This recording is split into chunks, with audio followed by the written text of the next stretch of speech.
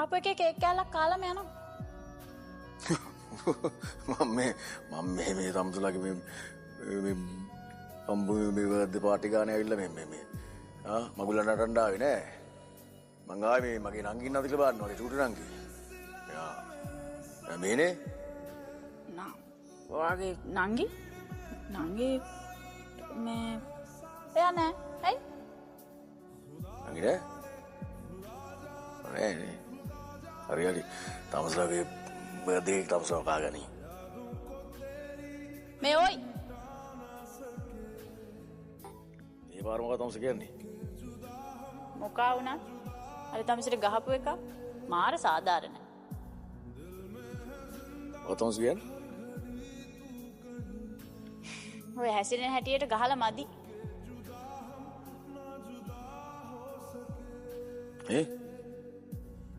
මොසාන මේකත් කියපන්. මේක තමුසේ වැඩක්ද?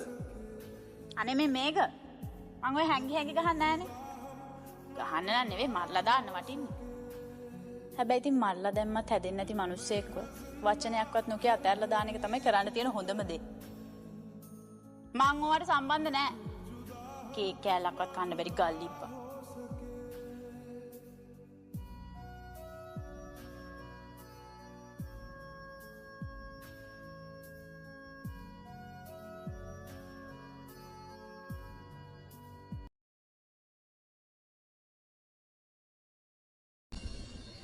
දුර අහසේ තාරකා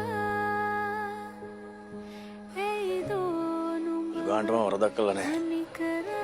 අද එයාට රිද්දන්න කියලා හිතලා එයාට ආදරය කරෙත් නෑ. මට ඇත්තම කිව්වොත් මට මගේ අම්මගෙන් තාත්තගෙන් ගොත් එහෙම ආදරයක් දැනලා නෑ මචං.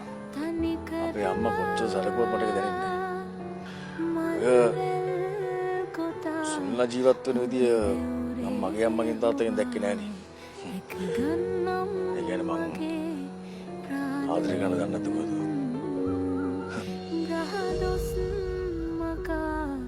අයියලා දෙන්න පොරටුවේ වැඩ. ඉතින් මම මේ කෑමක් ගිහින් දෙන්න යනවා. කෙනාට මේ කෑම අදින්නද ඔය? සිතාරට නෙවෙයි මේ කාරුණත් උදව්වක් හැටියට ඔයා මේ කෑම ගෙනියන්න ඕනේ නෑ. උදේන කෑම එක. නෑ ඕනේ නැහැ. ඔය ඉන්න කෑම. අයියෝ කෑම විශ්ස කරන්න මොනවා වෙලාවද මන් දන්නේ.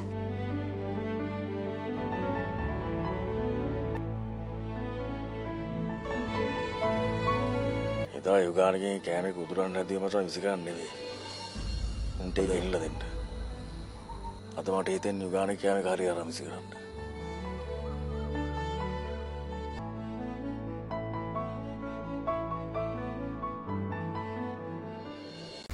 මොකද ඒ පාර වන් කරේ?